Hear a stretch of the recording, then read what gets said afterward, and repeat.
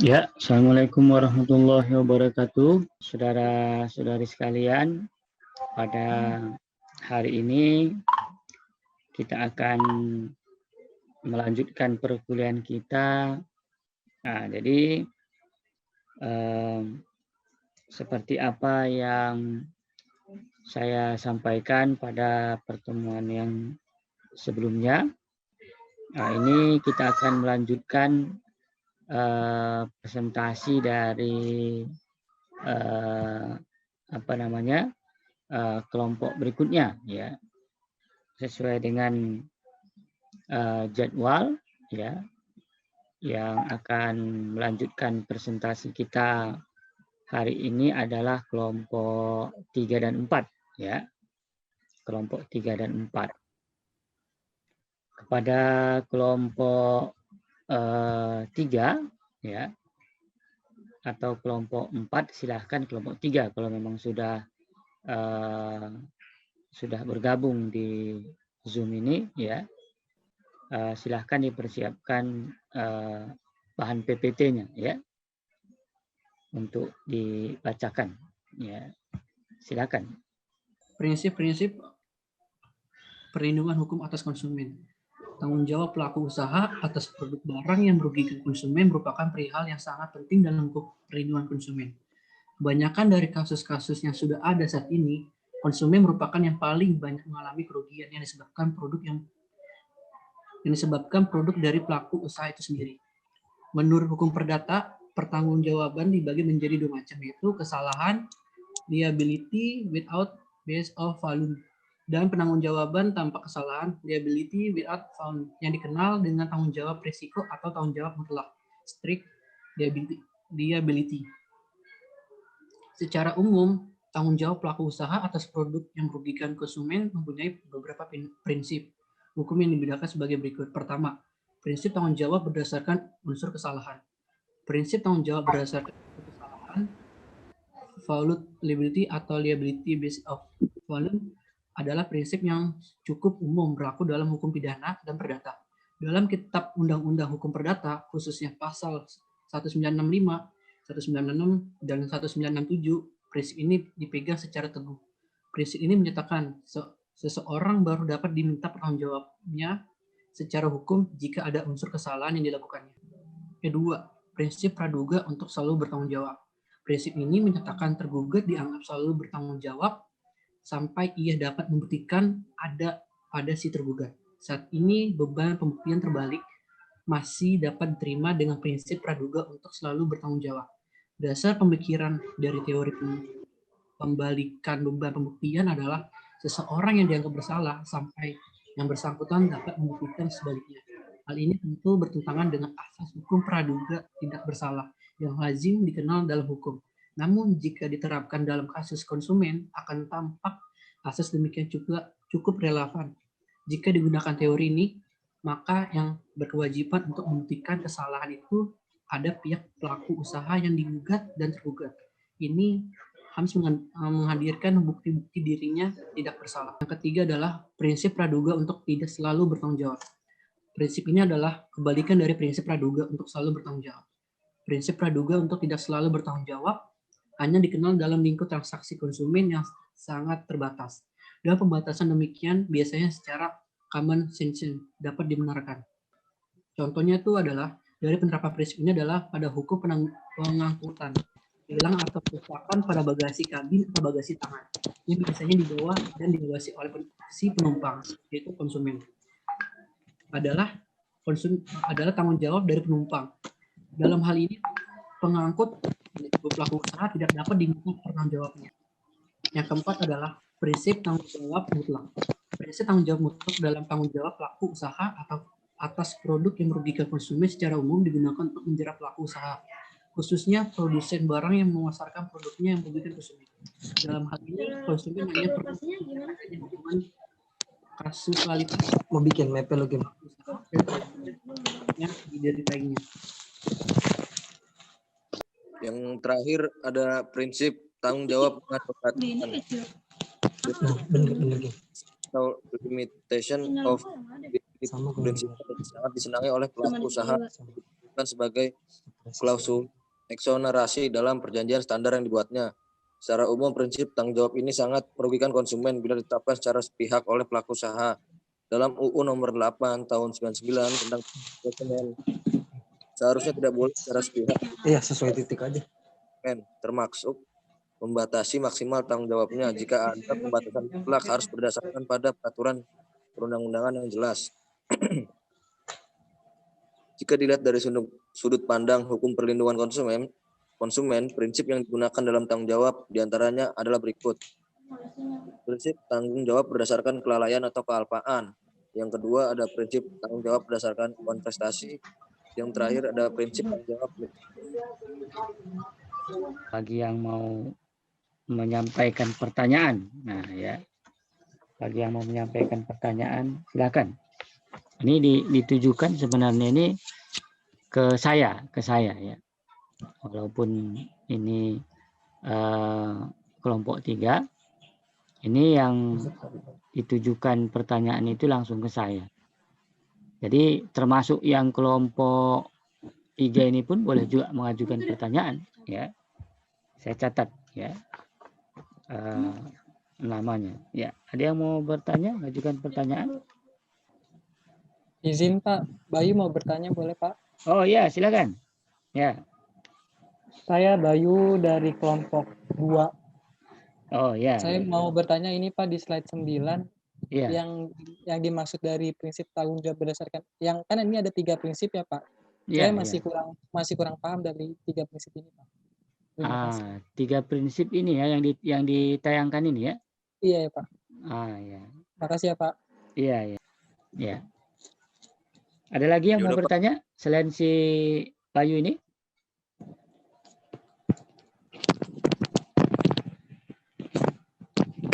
Oh, belum. Belum ada yang bertanya. Coba dulu. Saya mungkin, Pak. Ya. Siapa namanya? Ya. Admiral, Pak. Admiral John. Ya. Jadi di sini saya bertanya seandainya misalkan dalam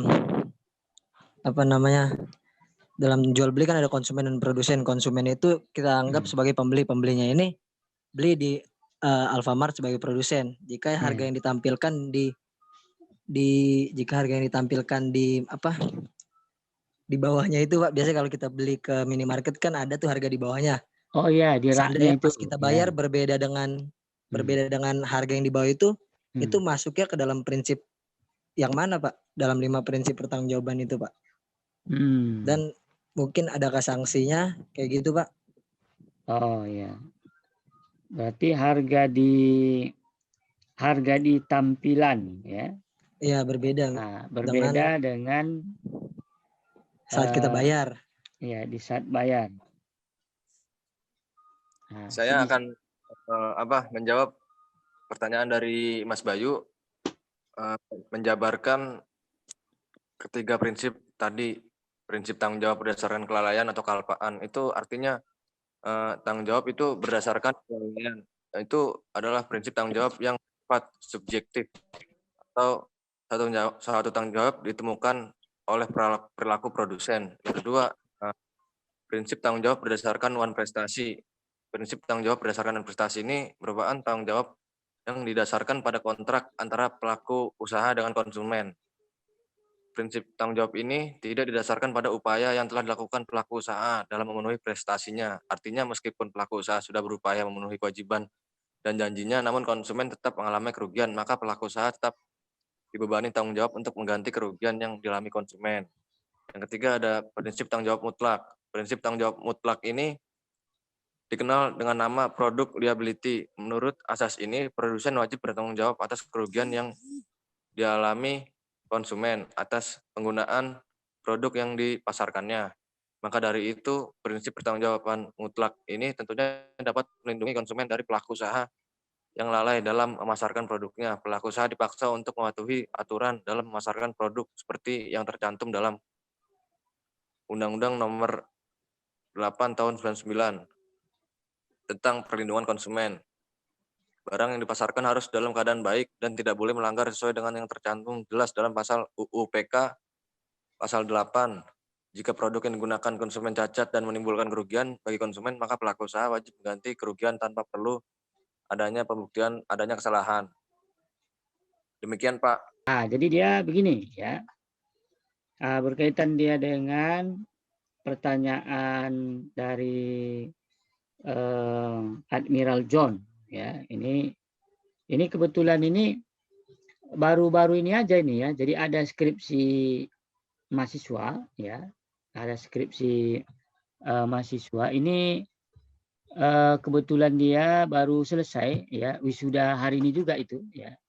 Wisuda hari ini juga dia, itu namanya Kartika Palung namanya. Entah Anda kenal atau gimana, tahu ya. Kartika Palung. Jadi kebetulan saya pembimbing materinya ini. Jadi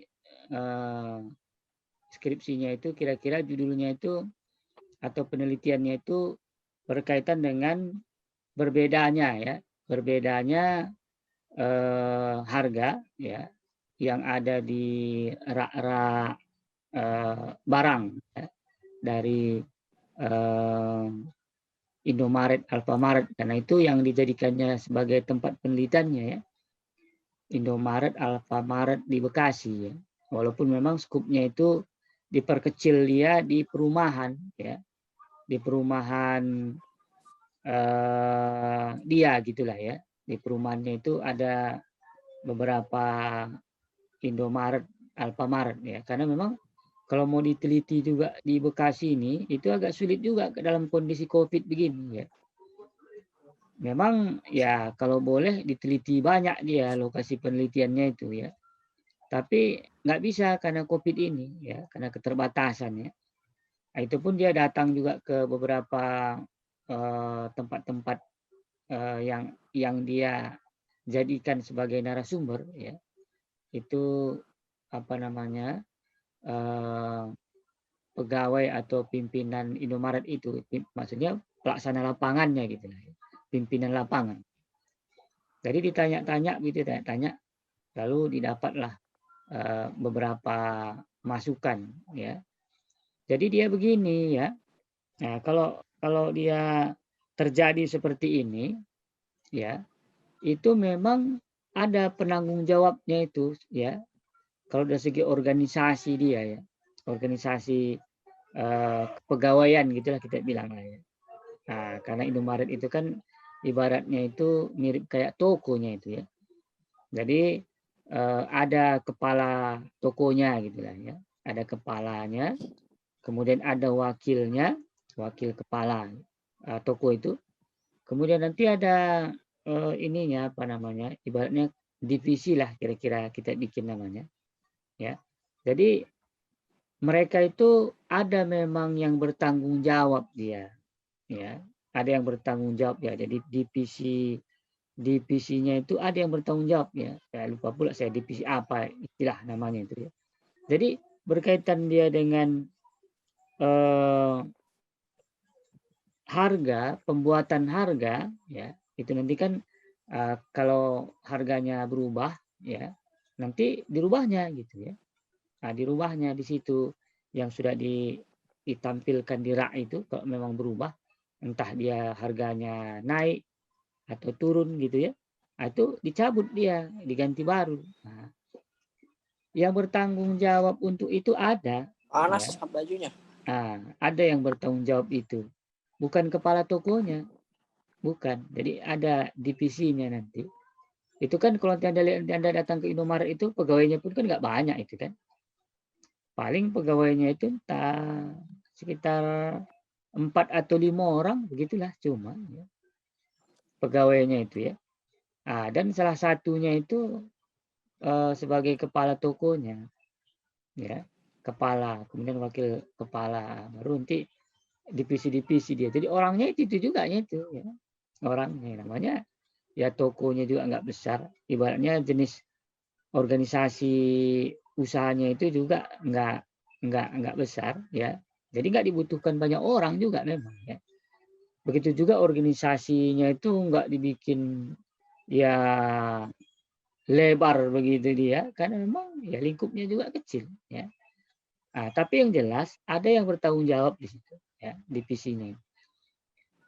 walaupun memang secara keseluruhan ya, ini kalau kita bicara organisasi, nanti yang bertanggung jawab itu nanti memang kepalanya itu ya bertanggung jawab ya. Tapi di lapangan ada yang bertanggung jawab, ya, ada pegawainya itu yang bertanggung jawab di lapangan gitu ya. Jadi ketika misalnya antara harga dengan pembayaran di komputernya itu ya, beda dia ya, di rak itu dengan di komputernya itu beda ya. Kan rujukannya itu kan komputernya itu kan. Nah, dari situlah nanti dia terprint out dia ya berapa harga yang dibayar oleh konsumen itu atau pembeli itu. Ya, kan dari komputernya itu ya. Jadi menurut dia ya, menurut dia itu begini ya, dari hasil penelitian mahasiswa itu. Jadi menurut dia kami nggak sempat katanya, ya macam-macam alasannya. Kami kadang nggak sempat langsung mengganti harga itu katanya, karena kesibukan dia juga ya sambil mengelola toko dia itu gitulah ya. Jadi nggak sempat langsung terus diganti katanya. Nah, jadi berkaitan dia dengan tanggung jawab ya, tanggung jawab dari pihak pelaku usaha ya. Jadi Indomaret, Alfamaret itu misalnya itu dia berada pada posisi pelaku usaha ya. Nah, jadi tanggung jawab dia itu apa kalau sempat terjadi seperti itu ya. Jadi kalau dalam hukum ini kan begini ya. Nah, dia itu yang pertama itu sengaja atau tidak dia melakukan itu ya. Sengaja atau tidak. Ya, jadi ada unsur kesengajaan atau tidak ya. Kemudian adakah di situ unsur kealpaan ya. Kenapa makanya bisa terjadi yang seperti itu. Ya. Jadi memang dalam prakteknya ya, ini kasus-kasus yang seperti ini sering terjadi nih ya. Sering terjadi ya. Walaupun mungkin hampir ya, ini sebagian besar ya. Sebagian besar itu konsumen itu nggak begitu peduli dia. Sebagian besar ya. Apalagi laki-laki ya. Apalagi laki-laki. Itu dia kurang peduli dia. Berkaitan yang begini-begini nih ya. Jadi bisa datang dia ke Indomaret itu, udah bayar, siap itu masukkan kembaliannya masuk ke dalam kantong ya. Kalau dia beli misalnya makanan atau beli apa kayak gitu langsung dimakannya gitu ya. Jadi nggak begitu peduli apakah ya sesuai dengan harga yang di komputer itu yang dia lihat di rak itu ya, atau enggak itu nggak peduli dia, bahkan nggak dia lihat pun harganya, diambil aja begitu, diambil lalu kasihkan ke kasir berapa lalu bayar, gitu dia ya. Jadi banyak konsumen yang itu seperti itu ya. Walaupun Anda pernah nggak ngelihat itu dalam medsos itu juga kan di-share juga dia, ada laki-laki dia ya, ada laki-laki ya mengalami kejadian seperti itu dia di Indomaret atau Alfamaret itu, kemudian dia share pula itu ya. Jadi dia videokan ya, ada suaranya, ada gambarnya ya. Lalu dia share pula. Jadi menjadi ini ya, menjadi pengetahuan publik jadinya ya, kejadian itu. Ya. Kalau kita bicara apakah itu ditindaklanjuti secara hukum atau gimana, ya saya pun nggak tahu juga karena lanjutannya nggak ada ya. Cuma nge-share begitu aja dia. Jadi dia bilang di situ ini. Ya, misalnya Indomaret atau Alfamaret ini nih ada di sini. Nanti akan kita tindak lanjuti nih. Kita gugat tahap macam-macam lagi bilangnya. Entah ada tindak lanjutnya setelah itu ya nggak tahu juga. Ya. Yang sering itu pun nggak banyak juga. Itu ibu-ibu ya. Ibu-ibu itu. Ibu-ibu kan agak teliti dia kan, lihat harga. Ya. Kemudian waktu pas bayar dapat itunya apa namanya itu kertas harganya itu ya. Baru lihat-lihatnya, lihat-lihat. Nah, nggak sesuai, ditanyakannya gitu, ya. Kemudian lagi ketika orang misalnya setelah keluar dari lokasi itu sampai di rumah mungkin dilihat begitu ya. Itu kadang malas kembali lagi untuk mempertanyakannya. Ya. Biasanya ya, ketika dilihat misalnya sebelum pergi dari lokasi itu dilihat, oh ini kok beda, baru langsung dikomplain. Begitu biasanya. Dan sepengetahuan saya, ya nggak tahu entah Anda pernah baca atau tahu ya berkaitan dengan upaya hukum dilakukan oleh konsumen ya. Sepengetahuan saya kalau dia ke BPSK ya. Kalau dia ke BPSK sepengetahuan saya ya, sepertinya mungkin ada ya, sepertinya ada. Tapi dia nggak terpublish dia. Ya, nggak terpublish ya. Jadi ditambah dengan media kita sekarang pula ya, media cetak kita itu ya, nggak lagi digandrungi orang ya, media cetak. Jadi ya karena media cetak ini hampir nggak berfungsi lagi dia ya, jadi berita-beritanya pun udah nggak lagi ya menyentuh banyak kepentingan masyarakat ya, udah nggak laku lagi gitu ya. Koran itu nggak laku lagi ya. Televisi pun kan begitu juga kan. Orang udah nggak lagi menonton televisi sebagian besar rakyat Indonesia ini, terutama di kota. Ya. Cuma ngeliat handphone aja dia. Ya. Jadi berita-berita yang menyentuh banyak kepentingan masyarakat bawah itu ya, itu udah nggak terpublish lagi. Jadi kita udah nggak tahu menahu lagi pun. Ya. Sepengetahuan saya belum ada gitu ya, belum ada. Ya. Secara serius begitu ya, melakukan upaya hukum berkaitan dengan yang beginian ya.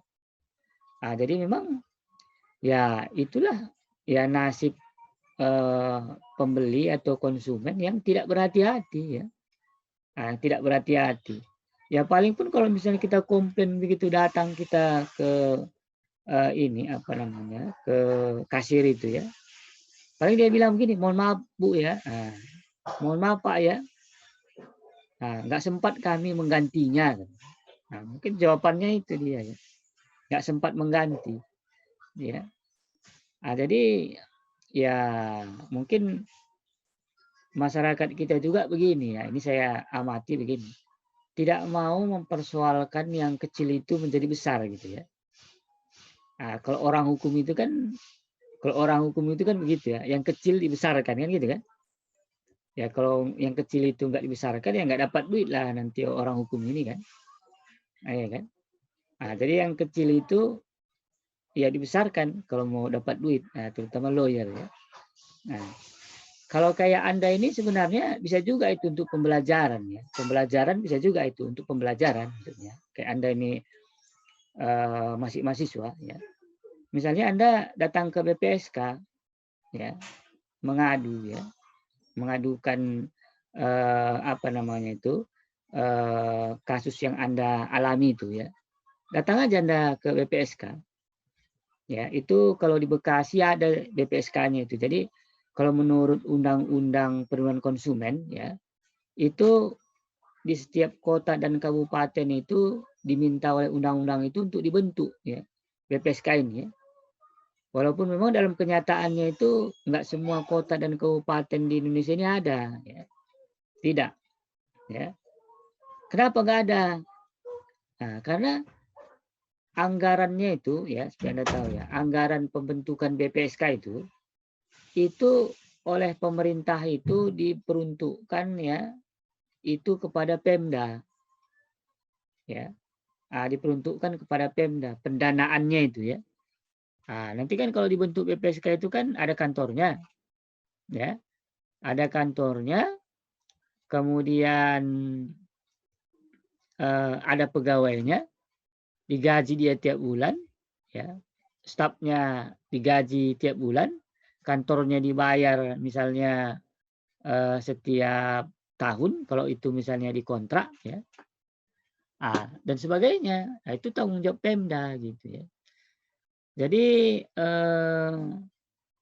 3 tahun ya, kalau saya nggak silap itu 3 tahun setelah Undang-Undang Pelindungan Konsumen ini lahir, 3 atau 5 tahun itu ya, oleh Kementerian Perdagangan pada waktu itu menterinya itu Rini Eswandi ya, menterinya itu ya. Ya.